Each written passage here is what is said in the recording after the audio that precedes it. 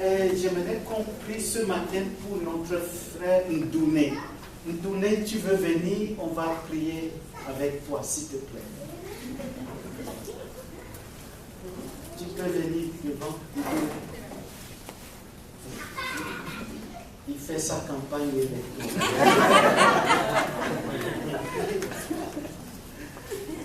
J'aimerais qu'on puisse prier pour notre frère Ndouné. Vous savez qu'il a bien réussi son doctorat en mathématiques.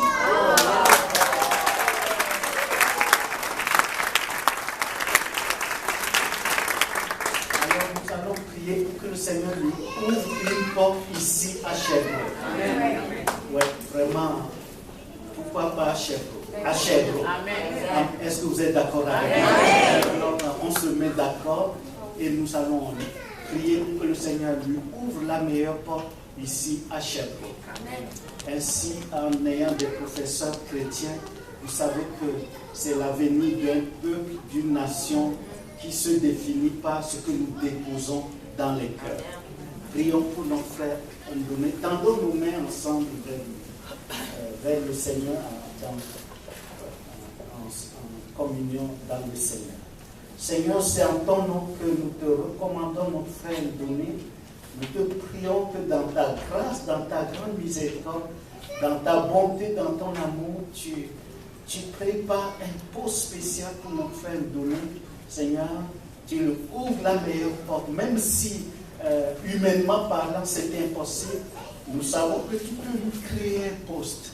Interviens en sa faveur et souviens-toi que tu es son père, souviens-toi qu'il est ton fils, souviens-toi qu'il est ton prince, souviens-toi qu'il est ton frère, parce que tu n'as pas honte de nous appeler frère. Bénis-le Seigneur et bénis aussi sa conjointe, sa femme qui va arriver bientôt de l'Afrique, et bénis les enfants et prépare Seigneur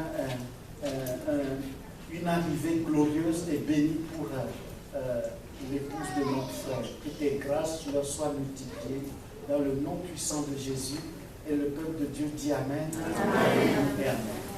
Dieu te bénisse. À ton témoignage. Et est-ce que vous savez que vos prières sont exaucées? Amen. Amen. Ma tante Paul.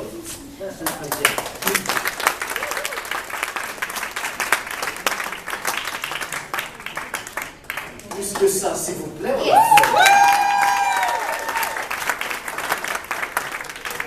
Le Seigneur est tellement bon pour chacun de nous qu'il faut lui rendre gloire. Il faut le dire quand il répond à nos prières. Amen.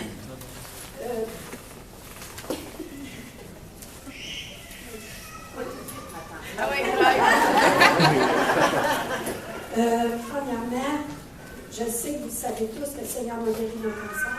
Amen. Ensuite, il avait trouvé, dans mon scanner, il avait trouvé une hernie.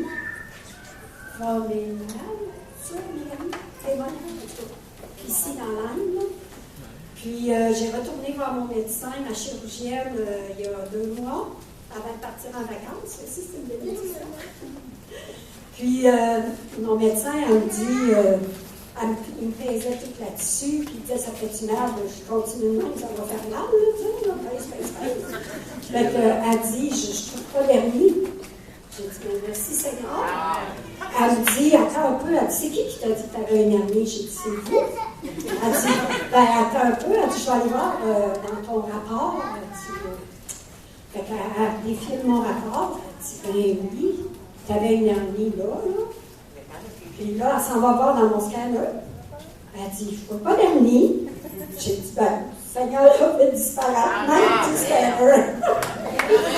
Fait que merci pour vos prières. La prière de l'Église, moi, j'y crois beaucoup comment c'est efficace. Fait que n'ayez pas peur de dire, j'ai un besoin, priez pour moi. Parce qu'on est, tout seul, on est puissant. Dieu dit, à la gang, on est encore plus que puissant. Ensuite, deuxième chose, Matthieu nous dit souvent, très souvent, puis je l'écoutais, puis je me disais, c'est impossible. Il disait, demandez des augmentations de salaire, persévérez, Seigneur, un job pour vous autres, le frère qui est venu faire prier pour lui. C'est pour toi, cette parole. Moi, ça fait 7 ans que je travaille chez Dean & Chest, puis j'ai eu une augmentation de salaire en 7 ans. Puis ma patronne me disait toujours, oublie ça, t'es au top, t'auras jamais plus. Puis j'écoutais Matthieu qui disait, demandez-le, le Seigneur va vous le donner. Fait que, il y a 2 mois, j'ai dit, mon marché par la foi, je vais le faire. Amen. J'ai été voir ma patronne, j'ai dit là, je veux $1 de plus. Paf, comme ça. Elle dit, oublie ça. Oublie ça, tu l'auras jamais. Ben, j'ai dit, je vais t'écrire la lettre, puis je vais t'y mettre du cœur. J'ai dit, tu sais tout ce que je fais ici? Ben, j'ai dit, je veux vraiment que tu travailles pour moi. Elle dit, OK. Elle voyait que j'y tenais. Je l'ai eu. Quand on m'a dit que je l'avais, vous voyez comment on est humain, hein? J'ai dit combien? 25 cents? 50 cents? Elle dit non, 1 piastre. Ah, j'ai dit, mon Dieu, mais le Seigneur est bon. J'ai dit, prends soin de moi. Puis j'en ai une 3e. On a des épreuves dans la vie, hein? On a des épreuves dans notre famille et tout, mais on a aussi des bénédictions. Puis il faut vraiment regarder plus haut que les montagnes. Plus haut que les montagnes de problèmes. Il faut regarder au-dessus des nuées. C'est là qu'il est notre Dieu. J'ai prié depuis 6 mois. Trop de bénédictions. Non, pas trop. Pour ma bru, la femme de mon fils, elle voulait un travail à Sherbrooke. Elle voulait travailler à la ville de Sherbrooke pour qu'ils puissent ensuite déménager à Sherbrooke parce qu'ils sont tannés d'être candidats. Ils sont tannés de se faire baver. Parce que mon fils, il ouvre les chemins, puis le monde, ils sont vraiment méchants. Ils font les doigts d'honneur, ils l'envoient promener, puis en tout cas, c'est difficile. Fait que j'ai prié beaucoup, puis avec eux autres, je lui disais, persévérez, le Seigneur va vous bénir. Puis je disais, Eric, tu as donné ta vie au Seigneur, Eric, tu es baptisé, Julie aussi. Le Seigneur, il se rappelle de vous autres. Fait qu'ils ont prié, puis c'est Julie qui a eu un poste à la ville de Sherbrooke. Elle commence la semaine prochaine.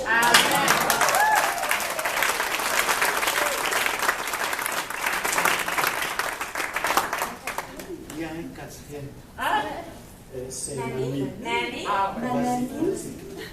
Là, tu vas me faire pleurer. Il aime ça quand je pleure. J'aime ça. Il aime ça quand elle pleure. Moi, quand ça parle de ma famille, c'est comme le déclic.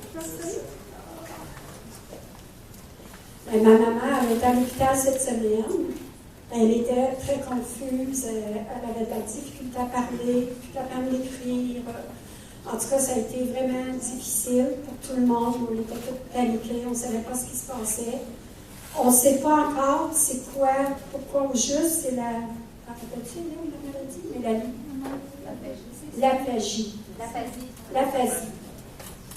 C'est comme une maladie du cerveau. Non, c'est que ils ont des choses qu'ils veulent dire. Il y a des choses qu'ils veulent dire, mais ils ont de la difficulté à le sortir. C'est comme si entre les deux, ça se fait moins facilement.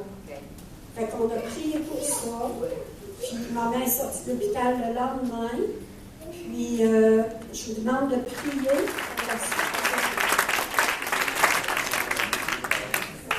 Amen. Amen. Par la foi, nous la déclarons parfaitement. Amen. Au nom de Jésus. Amen. Et c'est fait. Amen. Mis en tête. Jésus t'aime.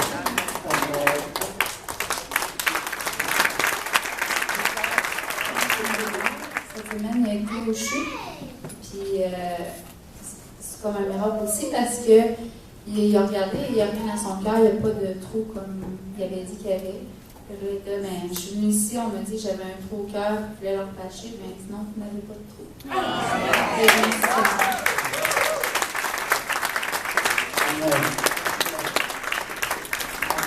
Amen. Est-ce que vous croyez à la prière de l'Église?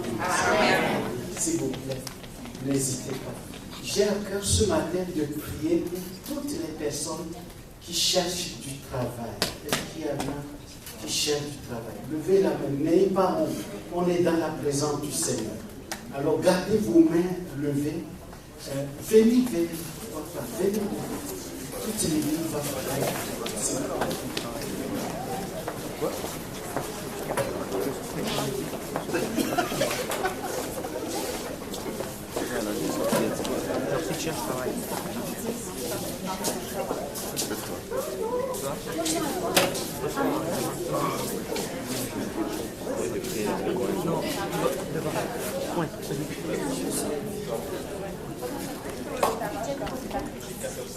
Alors, voici ce qu'on va faire.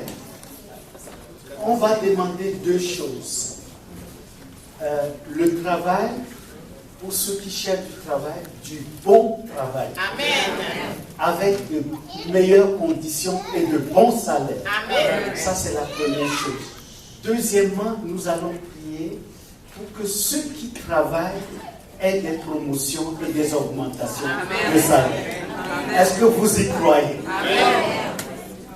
Alors, la parole de Dieu dit, c'est le Seigneur qui le dit, quand vous vous mettez d'accord pour demander quelque chose, le Seigneur dit, il va nous le donner. Amen. Alors, mettons-nous d'accord pour demander ces deux choses.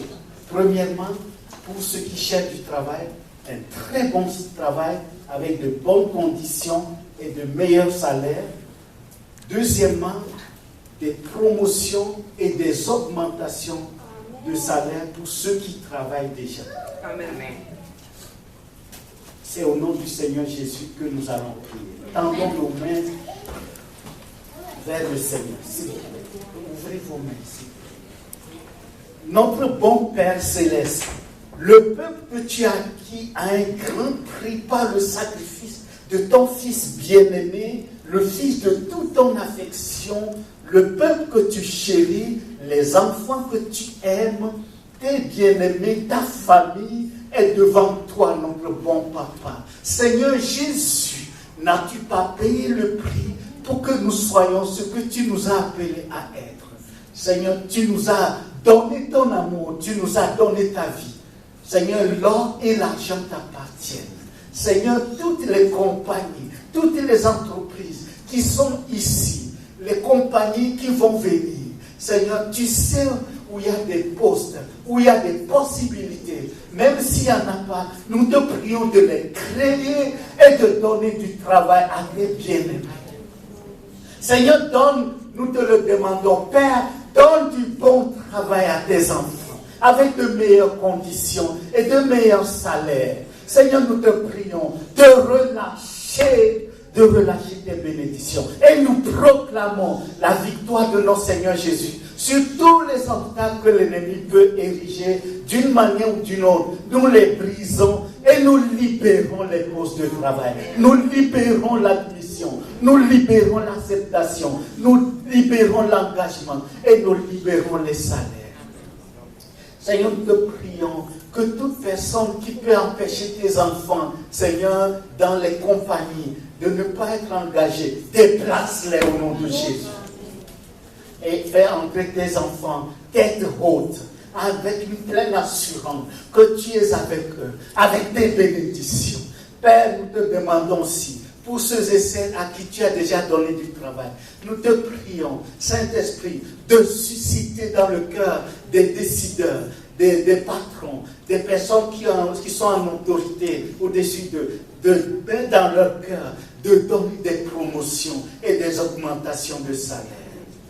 Que tu bénisses tes bien-aimés, bénis ton Église, bénis tes enfants, et tu dis dans ta parole, je prendrai plaisir à leur faire du bien. Alors viens faire du bien à tes enfants. Nous te demandons de faire infiniment au-delà de ce que nous te demandons, pensons. Seigneur, aussi nous prions pour ceux et celles qui cherchent, Seigneur, un appartement à louer.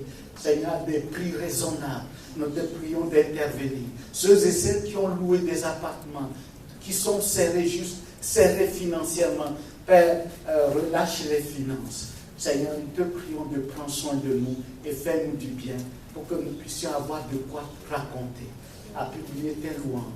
Nous te le demandons d'un commun accord, au nom glorieux puissant de Jésus. Amen. Et le peuple de Dieu dit Amen. Amen. Amen et Amen. Dieu nous bénisse. Amen.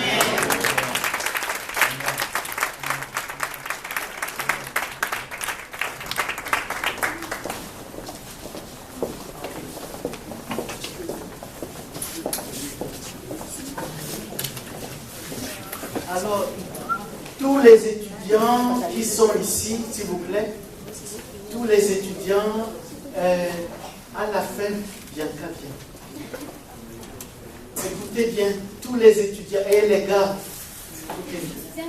Tous les étudiants qui cherchent du travail, venez voir à la fin Bianca. Et puis, tout va s'arranger, s'il vous plaît. N'oubliez pas de venir voir Bianca. Amen. Tous les étudiants, venez voir Bianca, vous qui cherchez du travail. D'accord?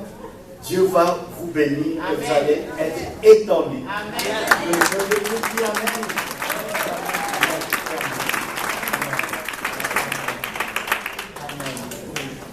Amen. Amen. Eh bien, ce matin, nous allons parler du regard de la foi. Amen. Alléluia. Le regard de la foi. Ça fait toute la différence. Le regard de la foi, nous l'avons abordé la dernière fois, il y a quelques semaines en arrière. Nous avons vu deux périodes de l'histoire du peuple d'Israël. Une histoire à laquelle nous pouvons nous identifier. D'abord, la première période, la première époque, c'est l'époque de zéro héros. Et pourtant, à cette période où toutes les conditions, écoutez bien, toutes les conditions étaient réunies pour qu'il n'y ait jamais en Israël un héros, un vaillant guerrier, un gagnant. Mais Dieu va à cette période où il n'y a rien à espérer parce que c'est l'une des périodes les plus sombres de l'histoire du peuple d'Israël. Et nous avons vu comment même la méchanceté a atteint son paroxysme jusqu'à ce qu'un homme coupe sa propre femme en 12 morceaux pour envoyer chaque morceau dans chacune des tribus d'Israël. Même les païens étaient ahuris, dépassés. Comment est-ce possible? Parce que le peuple avait tourné le dos à Dieu. C'était une époque d'apostasie. Le peuple ne veut rien savoir de la parole de Dieu. Et pas de parole de Dieu, pas de foi. Parce que la foi vient de ce qu'on entend. Ce qu'on entend vient de la parole du Seigneur. Et pourtant, Dieu va appeler un homme, Gédéon. Il va l'appeler vaillant héros. Et l'histoire nous le démontre. Comment par un jeune homme qui vient d'une tribu, et dans cette tribu, sa famille est la plus pauvre et il est le plus jeune de toute sa famille. Et pourtant, Dieu va se glorifier dans sa vie. Ainsi, cette parole que Dieu a déclarée dans Joël chapitre 3, verset 10, que le faible dise « Je suis fort ». C'est accompli. Mais bien aimés de grâce, c'est ce que nous allons voir ce matin. Ayons le regard de la foi. Ayons le regard de la foi. Ne restons pas les yeux fixés sur le tableau sombre de notre époque, de notre histoire. Mais regardons les choses par la foi, parce que la miséricorde de Dieu triomphe du jugement. Dans le psaume 118, il dit « Louez l'Éternel, car sa miséricorde dure à toujours. » Qu'Israël dise « Sa miséricorde dure à toujours. » Et c'est ce que nous allons voir ce matin. Nous pouvons avoir le regard de la foi à cause de la miséricorde, à cause de la grâce de notre Seigneur. Il n'y a pas seulement cette époque de zéro héros où Dieu va appeler Gédéon vaillant héros. Il y a aussi l'époque, c'est la deuxième période, il y a l'époque aussi où le peuple d'Israël va jusqu'à jeter Jérémie le prophète qui était messager de Dieu. Le peuple d'Israël à l'époque haïssait tellement Dieu, ne veut rien savoir de Dieu. Quand Jérémie vient proclamer la parole du Seigneur, vient annoncer la parole du Seigneur, Jérémie va être mis en prison, il va être après jeté dans un puits. Mais Dieu qui est juste va intervenir et va susciter Nebuchadnezzar qui va amener le peuple d'Israël en captivité. Et Jérusalem, la citadelle, la belle citadelle, va être ruinée. Le grand temple de Salomon va être en ruine.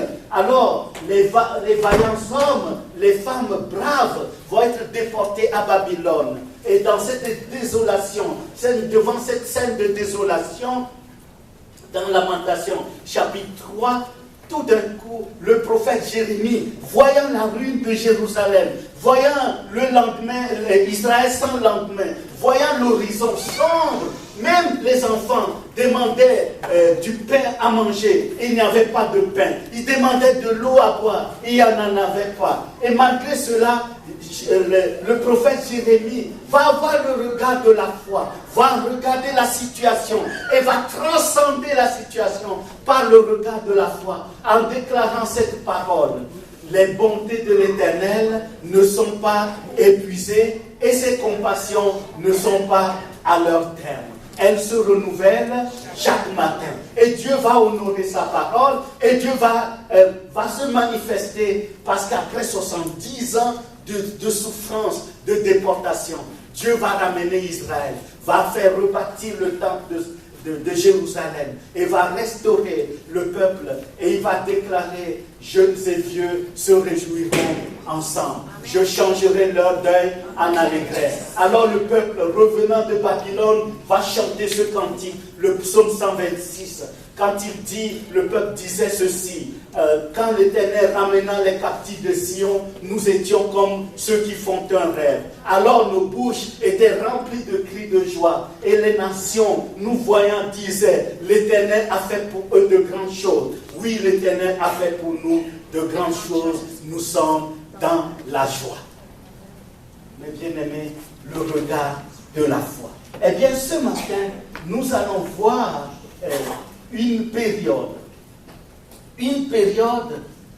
qui peut nous donner des frissons au dos. Et nous allons voir, malgré cela, nous pouvons avoir le regard de la foi. Cette troisième période, c'est la période de la dynastie sanguinaire. Je répète, troisième période, la période de la dynastie sanguinaire. Du temps d'Hérode, roi de Judée, il y avait un sacrificateur nommé Zacharie de la classe d'Abia. Sa femme était d'entre les filles d'Aaron et elle s'appelait Élisabeth. Peut-être en lisant ce verset, cela ne nous dit rien, bien-aimés. Quelle est cette époque? Quelle est cette époque? Pourquoi Luc est médecin? Et vous savez que pour les médecins, tout a sa raison d'être. Tout a sa raison d'être. Mon épouse disait ceci: quiconque ne croit pas en Dieu est inexcusable. C'est vrai. Parce que la parole de Dieu le dit. Romains chapitre 1. Mais elle dit ceci: aucun médecin ne trouvera jamais d'excuse devant Dieu, parce que Dieu lui a donné toutes les possibilités pour qu'il puisse croire. Pourquoi? Parce que le corps humain, tout ce que Dieu a créé, comment Dieu a créé le corps humain, chaque cellule, chaque vaisseau sanguin, si petit soit-il, a sa raison d'être. Rien n'est au hasard. Tout a sa raison d'être. Et lorsque Luc écrit, ce que Luc dit, quand il dit du temps d'Hérode, oui, c'est pour fixer la datation, mais aussi c'est plus que ça. Hérode, jamais aucun peuple peut souhaiter vivre sous le règne d'Hérode. Parce que c'est une dynastie sanguinaire. En vertu de quoi? Selon les Écritures, lorsque nous lisons Matthieu chapitre 2, régnait en ce moment-là Hérode le Grand. Qu'est-ce que Hérode le Grand a fait? Hérode le Grand va massacrer les enfants. Qu'est-ce que les enfants ont fait? Innocents. Les nouveau-nés, qu'est-ce qu'ils ont fait? Et pourtant, Hérode le Grand faire passer par le fil de l'épée.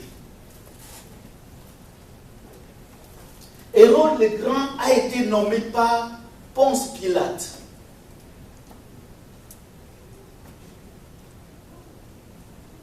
Non, pas Ponce Pilate, excusez-moi. C'est Ponce Pilate qui a été nommé par l'empereur, comment il s'appelle? L'empereur de Rome à l'époque.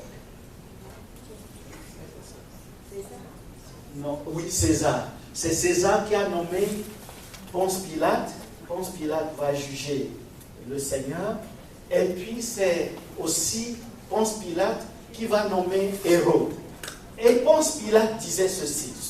Quand vous lisez les livres d'histoire dans les annales de l'histoire de l'Empire romain, Ponce Pilate dit: il vaut mieux être ami d'un porc, un cochon, excusez-moi, que d'être ami d'Hérode.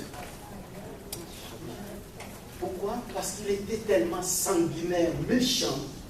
La méchanceté qu'il transpirait faisait peur.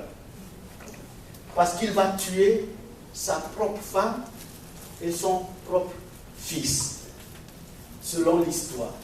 Mais selon la parole de Dieu, du temps d'Hérode, Luc va préciser qu'à l'époque d'Hérode, Dieu va choisir cette époque, l'époque d'un roi sanguinaire, d'une dynastie sanguinaire, nous allons le voir tout à l'heure, pour venir parmi les hommes.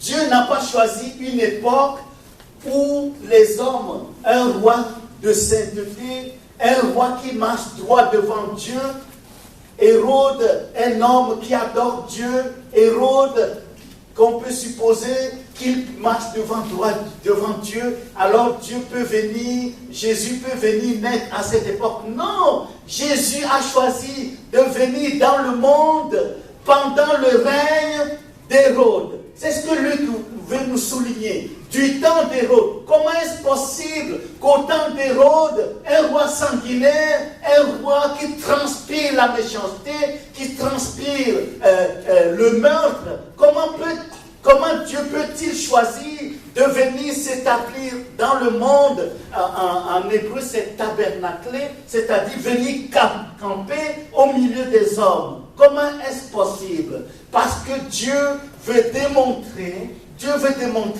que sa miséricorde, son cœur, son amour, sa grâce transcende l'immensité de nos péchés, de nos méchancetés. C'est ce que Dieu va faire. Il va choisir de venir naître.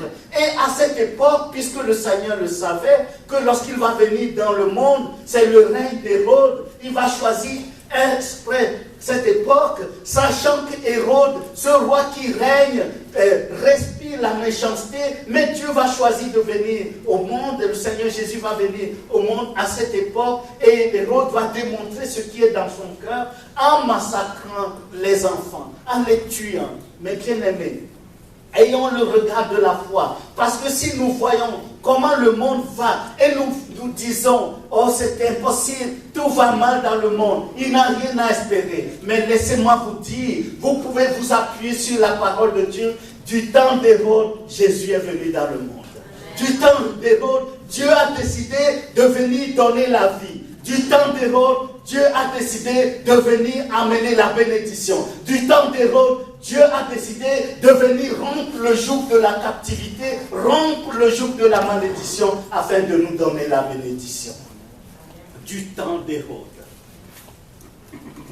Hérode le Grand.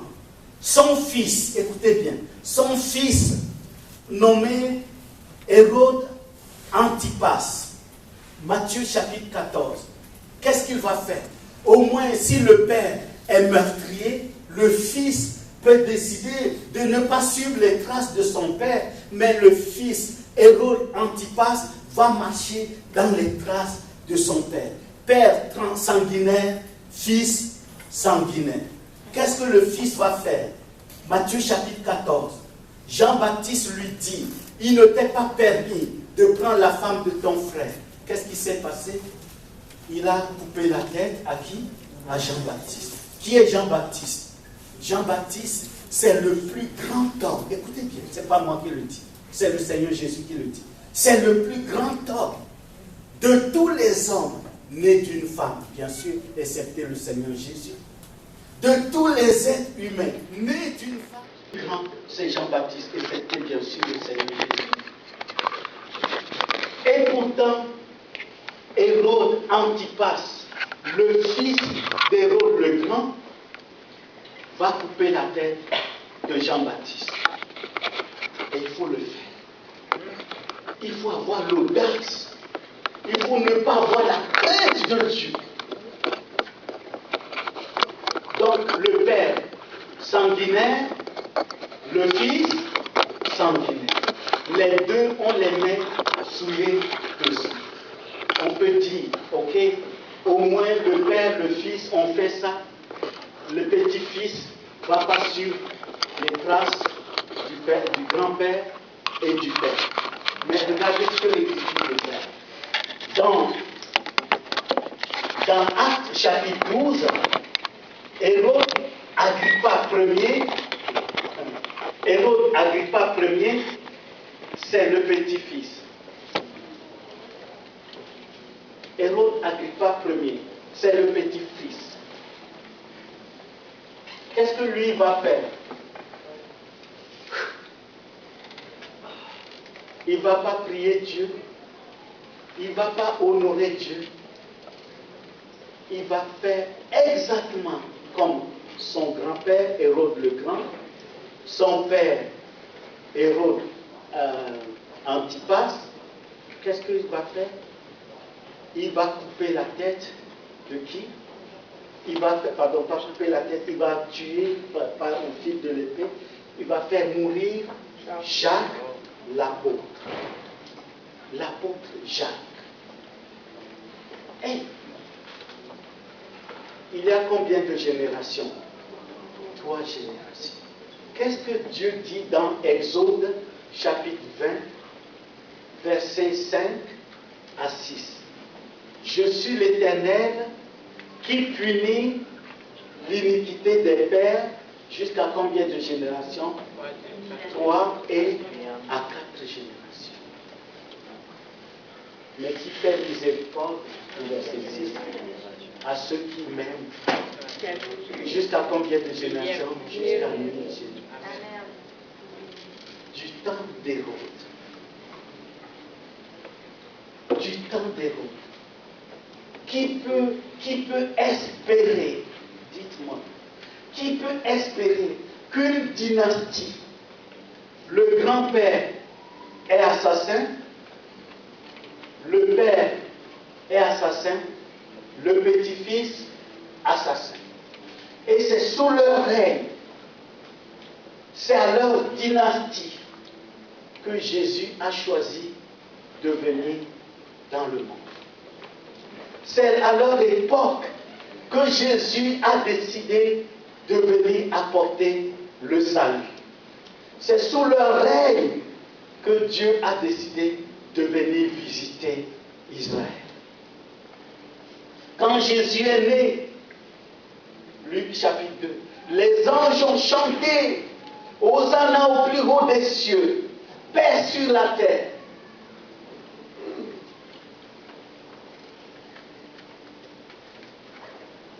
Le regard de la foi. Si nous regardons l'histoire et nous regardons toutes les époques, et si nous regardons notre époque avec le regard de la vue, nous ne parlerons que des paroles malveillantes, négatives, mais si nous regardons toutes choses sur le modèle de la parole de Dieu, nous pouvons croire que tout est possible. Amen. Nous pouvons croire que tout est possible.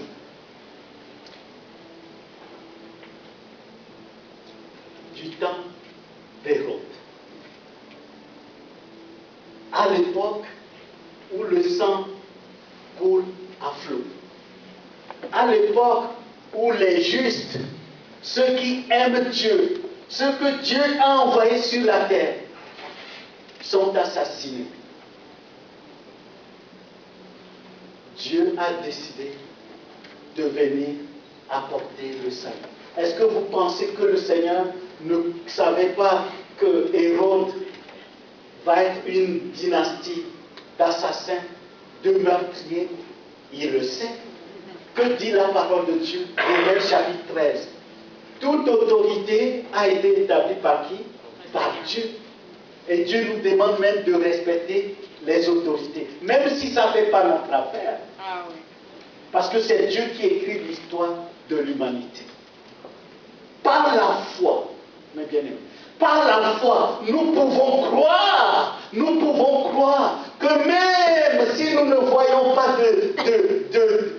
de lumière au bout du tunnel, même si nous ne voyons pas à l'horizon quelque chose de glorieux à espérer pour quelqu'un de notre famille, pour quelqu'un que nous connaissons, et même pour nous-mêmes, laissez-moi vous dire que du temps d'Hérode, Jésus est venu dans le monde. Même si nous pensons que maintenant, le mal, les gens appellent le bien mal, le mal bien, et que nous décourageons, nous disons des paroles en disant, oh, cette génération, ce monde n'a rien de bien, il n'y aura pas de bénédiction. Laissez-moi vous dire que du temps d'Hérode, Jésus est venu apporter la bénédiction. Alors nous allons regarder toutes choses par la foi, sachant que dans la Bible, il y a le psaume 118, la miséricorde de l'Éternel durera toujours.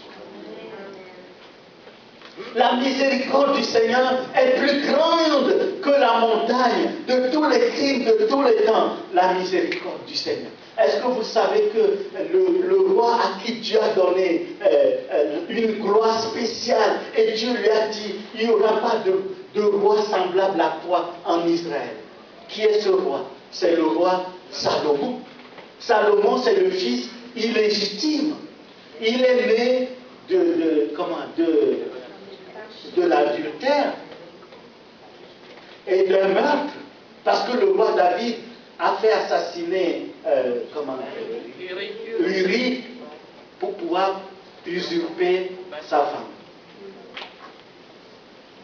Et de ça est né Salomon. Et c'est à Salomon que Dieu a déclaré ces paroles.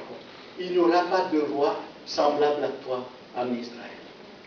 Le regard de la foi. Amen. Amen. Le regard de la foi. Ayons le regard de la foi. Et notre regard de la foi doit être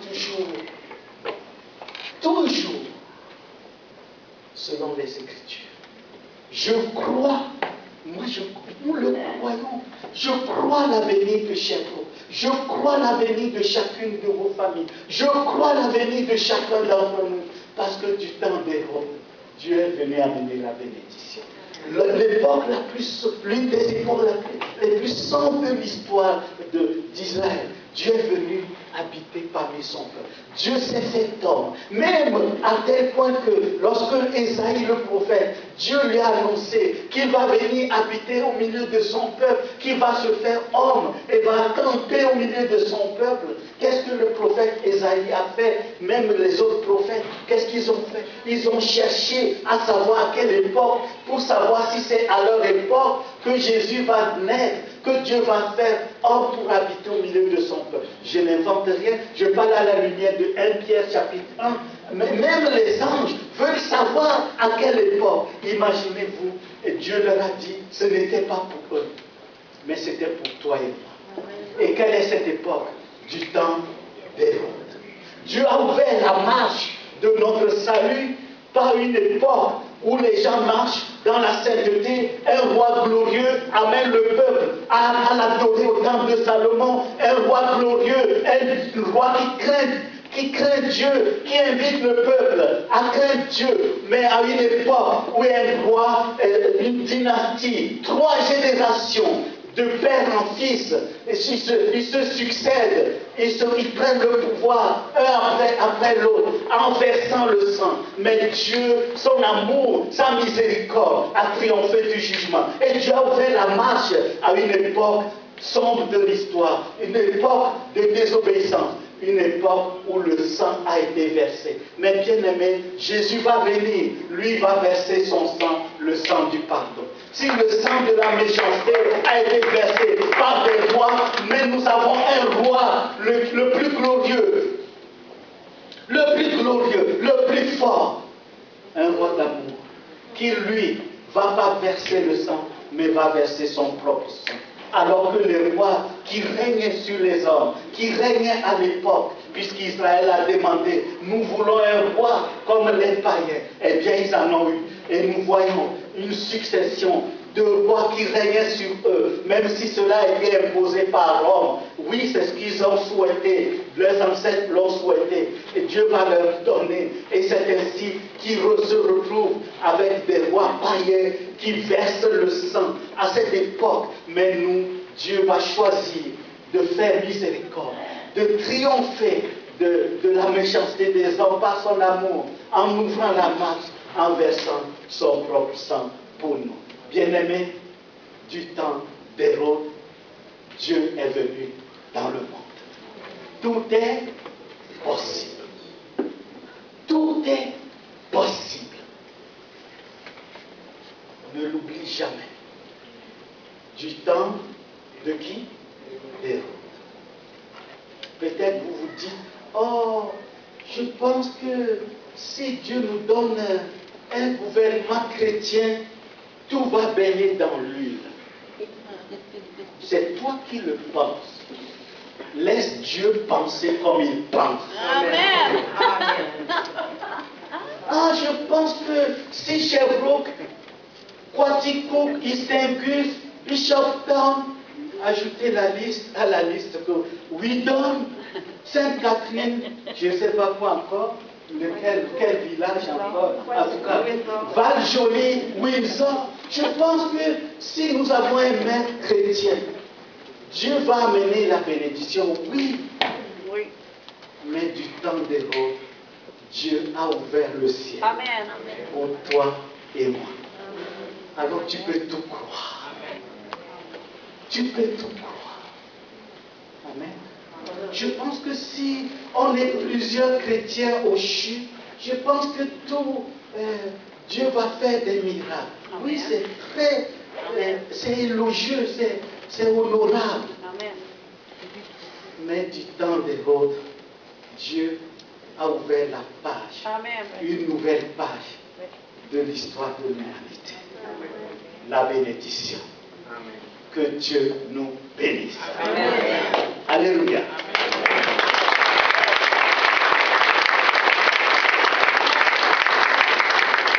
Mon papa est fidèle, il ne m'abandonne jamais. Je n'ai plus rien à craindre, car Yahweh m'a libéré. Mon papa est fidèle, il ne m'abandonne jamais. Je n'ai plus rien à craindre, car Yahweh m'a libéré. Il t'a libéré, il m'a libéré, il m'a libéré, il m'a libéré,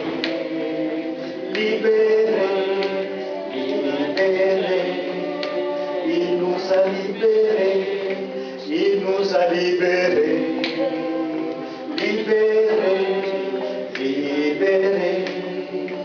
il nous a libérés.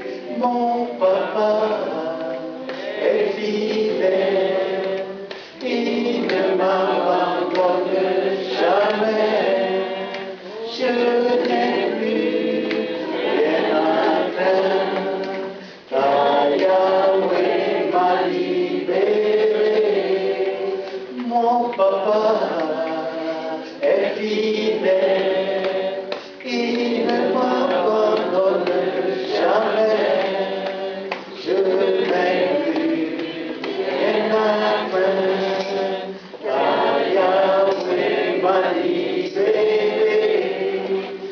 ton papa est fidèle, il ne l'abandonne jamais.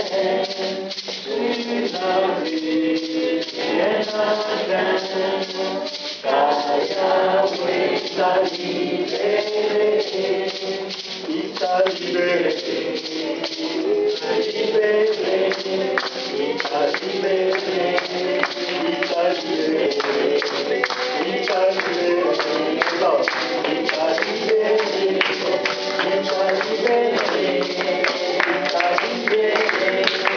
il t'a libéré, il